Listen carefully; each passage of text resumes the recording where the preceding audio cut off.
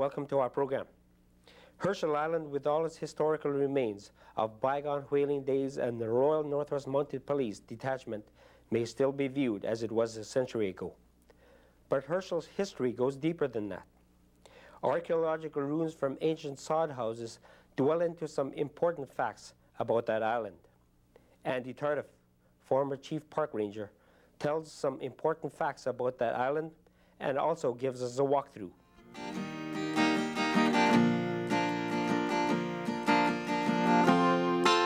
Qiqiqtaqruq, the Inuvialuit name for Herschel Island. About 8 miles at its longest axis, this island lies 1 mile off the coast of Yukon's north slope.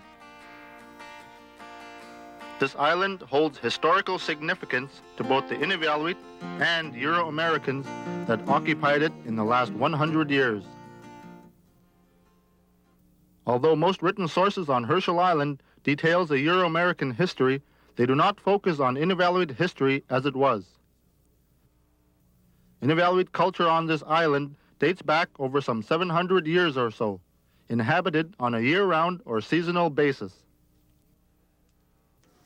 The lives of Inuvialuit in and around Herschel were well established as the centuries passed. Spring, summer, and fall consisted of hunting for food, such as the caribou, seals, migratory birds, fish, also beluga, and sometimes the bowhead whales.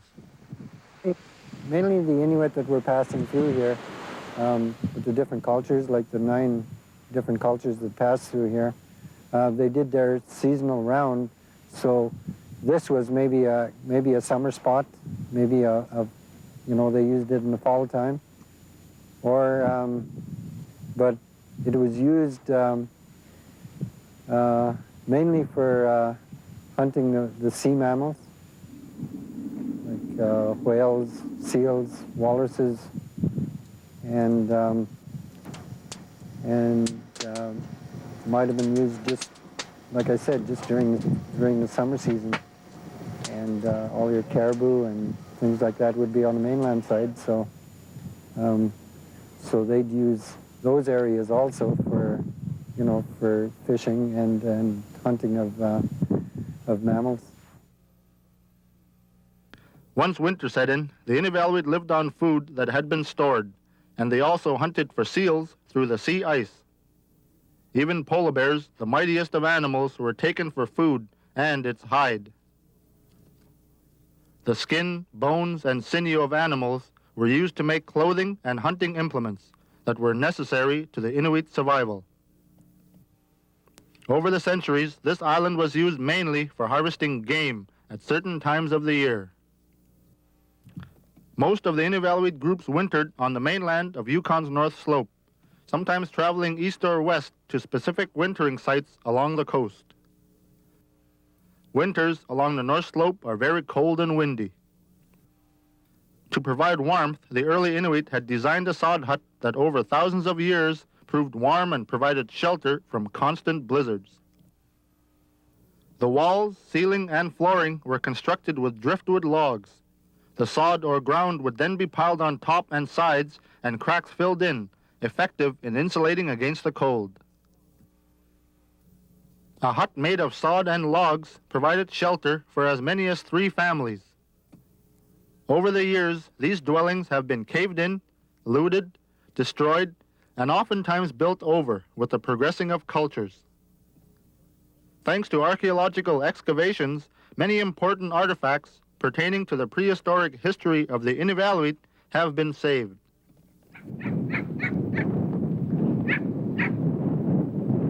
On August 8, 1987, Herschel Island became a Yukon Territorial Park. Formed under the structures of the Inuvialuit Final Agreement, it's to protect the wide variety of flora and fauna that make up this Arctic island. Protection of historical sites, buildings, and just keeping the island in a wilderness condition were prime reasons for establishing Herschel Island as a territorial park. Well, with all the buildings that are standing now, I mean, some of these are the oldest buildings in the Yukon itself, and since this is the Yukon Territorial Park, then they decided that this would have that historical significance, but also there's a long history of the Inuit being in the area, and with the finds of the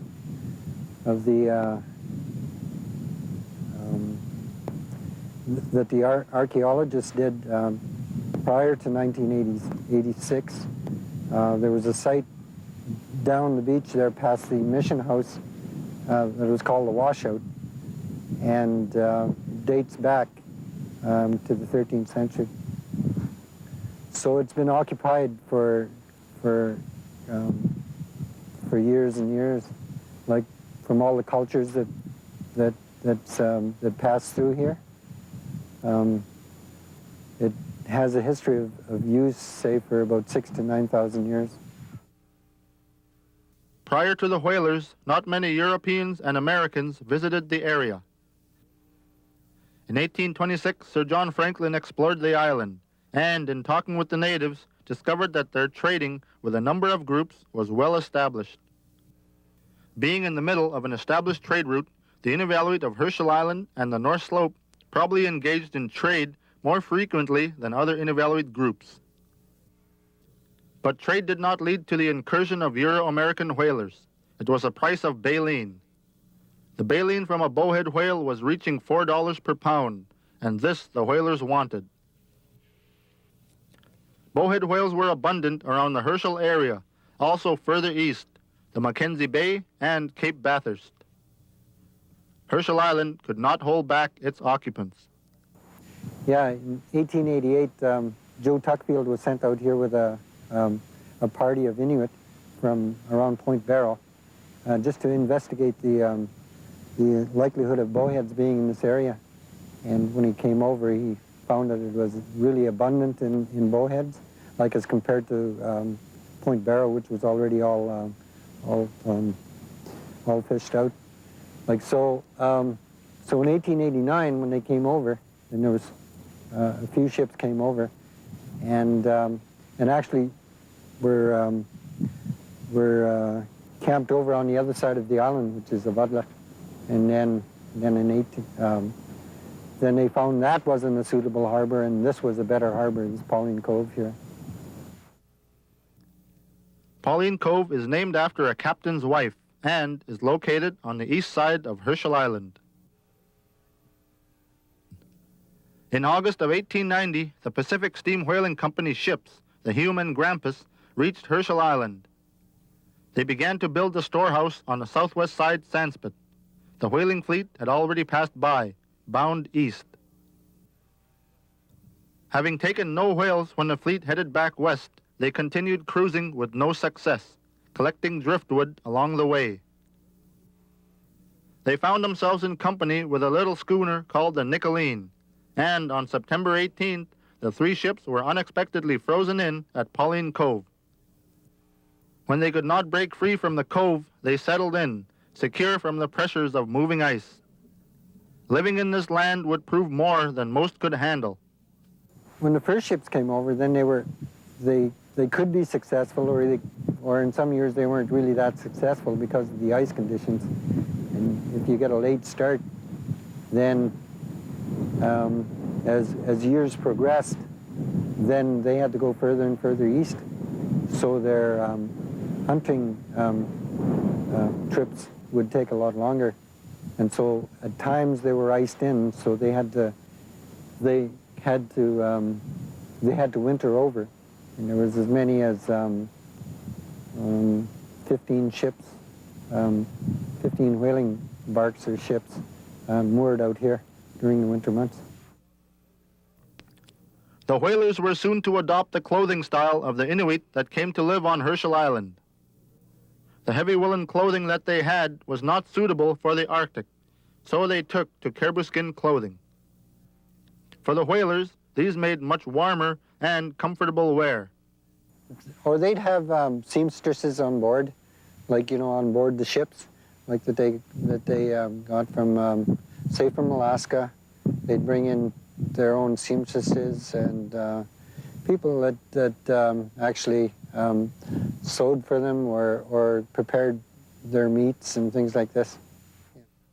The men were hired as hunters and guides and were necessary as the whalers' lives often depended on their knowledge of the land and elements.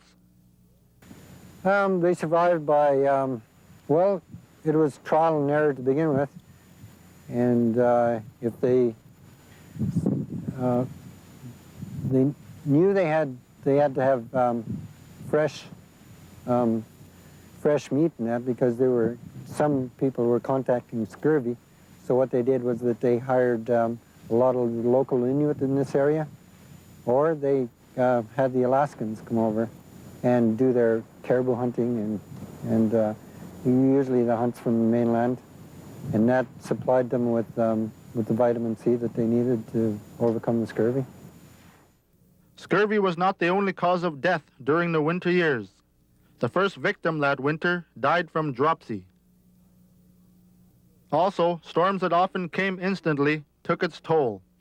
The strong northwesterly winds were a hazard about 4 times a month, often leaving frozen bodies once gone. Also, many of the whalers had to contend with frostbite, sometimes so severe, amputations had to be performed. With no experienced surgeons available, the task was left up to the whalers themselves. For frozen toes, a hacksaw, butcher knife, then chloroform, and off they come.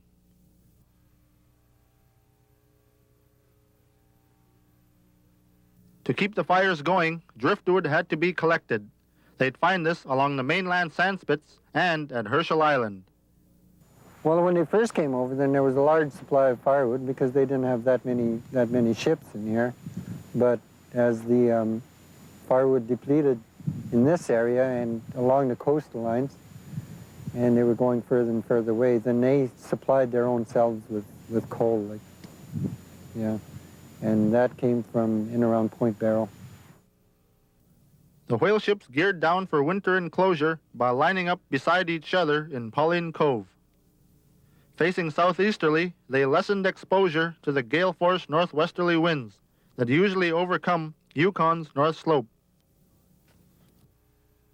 Many chores had to be done before freeze-up.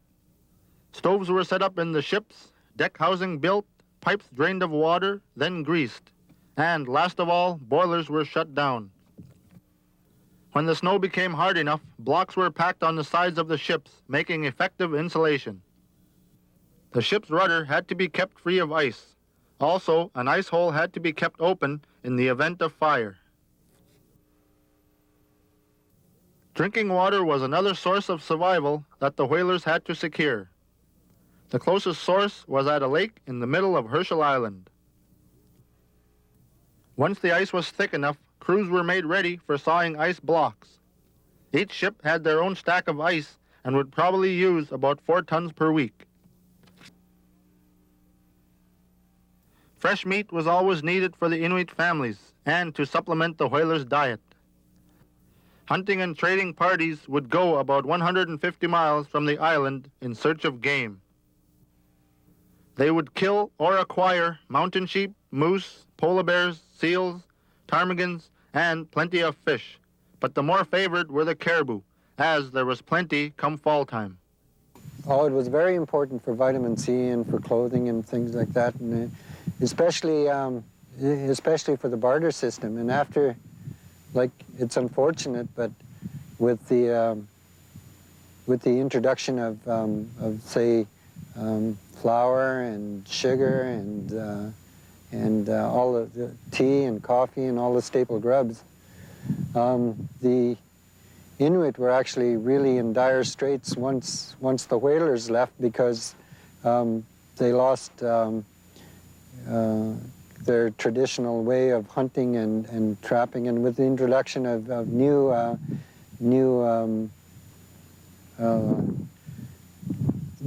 implements to hunt, then the ways changed so much over a short period of time that they had a hard time getting back to living the old ways. The Gwich'in from the interior of the Yukon Territory would travel long distances to trade meat and skins at Herschel Island. The meat would be sold for 7 cents a pound, or its value in trade goods. Some of the ship's officers would soon start hunting for meat, going along with the native hunters. With so much meat that was needed, The most prominent of the hunters were the Nunataqmiut of that area, often supplying the largest quantities of meat. All this game would have to be stored eventually. A lot of the caribou meat and the fish and seal meat and that was stored in the ice houses that are on the side of the hill there. And how they built those was that they dynamited so big of an area out, and then they build a sod cover to them, like so they were similar to sod houses. Boredom was one of the main problems, day after day, month after month. With nothing much to do except lay around, get ice, or saw meat, desertion soon happened.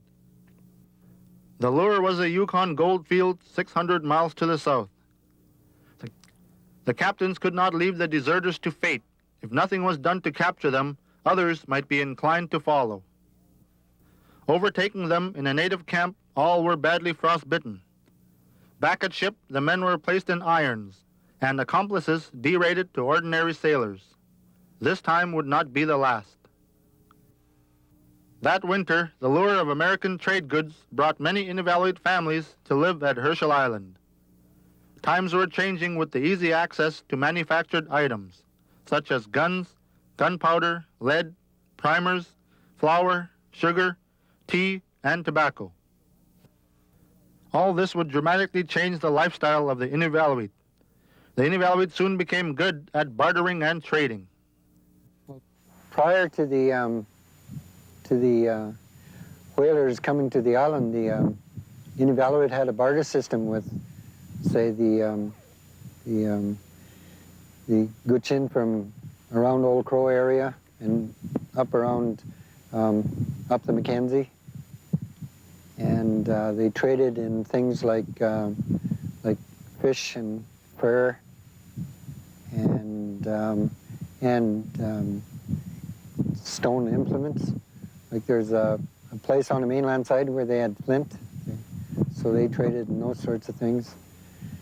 And the Gutchin from Old Crow used to trade as far as Point Barrow, so the trading routes were established, and all sorts of material came from the Russian side. So you had your metals that were exchanged as far east as the copper mine area. Native people would travel hundreds of miles to trade meat and furs at Herschel Island because of the price of American goods. The Hudson Bay Company had established around in McPherson around the 1840s, and at that time, then they had the monopoly, but they didn't do very much trading with the coastal people like the Inuit.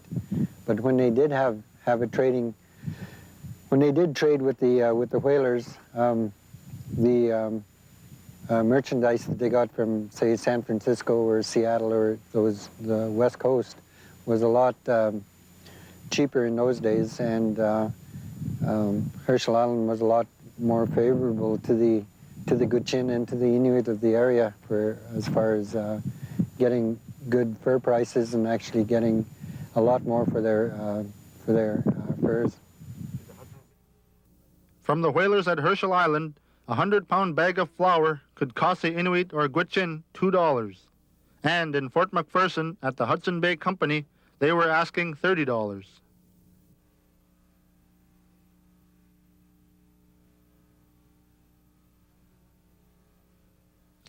1891 was a good summer for the ships, having taken 48 whales. The Grampus, loaded with all the baleen, headed home to San Francisco. The Nicolene had already left, empty. The practice of taking only baleen began in the 1880s. The head bone was chopped off and carcasses left to drift ashore. Usually a carcass would be towed to the outside sandspit at Pauline Cove and would become feed for the dogs, lasting all winter. Oral history that claims that there was quite a bit, because all they did was they just chopped off the heads and that's all they needed, and then just sent the whales adrift. Like if one vessel can get as many as say 22 or 23 whales. That was a lot. But in the earlier times, they actually used the whale blubber after it was processed for ballast in their boats, like instead of water. The Hume spent the next winter at Herschel Island alone. Scurvy broke out and the second death occurred. A 60-year-old man died of inflammatory rheumatism. He was buried on May 17, 1892.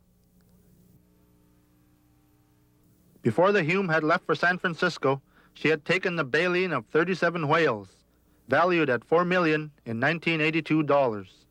It was among the most profitable in all of American whaling history. In 1893, the whaling ships found the last refuge of the bowhead whales. The waters off Cape Bathurst, about 250 miles east of Herschel Island, was where the ships had taken 286 bowhead whales. In 1894, more and more ships were wintering at Herschel Island. Activities had to be organized to minimize boredom and depression. Well, with 15 ships in the harbor, you must remember that you get long winters around here, so their main basic form of activity would be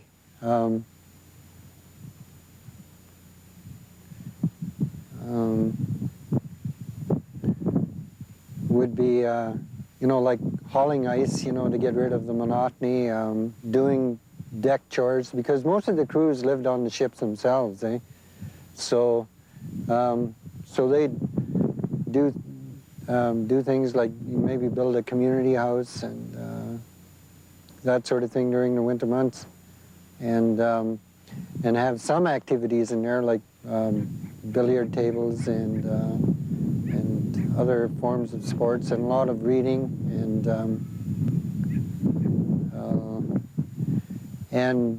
on the poop decks of some of the ships, they'd build theaters, like with the background paintings and things like this, and have actually stage plays, and it took a lot of ingenuity and a lot of hard work just to establish one of these plays. But remember that with these long winters, you have a lot of time to do these sorts of things. At Herschel Island, February 19, 1894, the first recorded baseball game was played, north of the Arctic Circle. When the weather became warmer in early spring, outdoor events were a favorite pastime. In the wintertime, they had tobogganing, was one of the big things that they did. Usually, maybe they'd go on patrols with the Inuit that lived around the area, or they'd just when the weather was accommodating, they'd have soccer games or even baseball games in March and April. With the success of baseball, teams and rules were set up, and games were played with competitive spirits, often ending in heated discussions. Over the years, baseball became risky. On March 7, 1897, while playing a baseball game in beautiful weather, a sudden storm closed in. In just a short while, it was a gale-force blizzard. Scrambling to the closest ships or shacks, the whalers waited the night. In the morning, the wind suddenly stopped. In its wake, 5 frozen bodies lay still.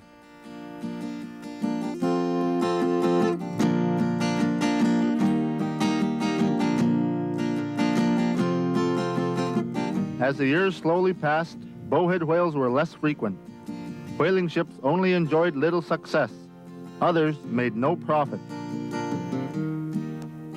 Other products came into the market for corset stays.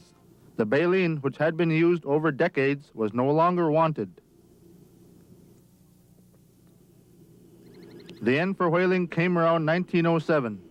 Herschel Island had had its whaling heyday.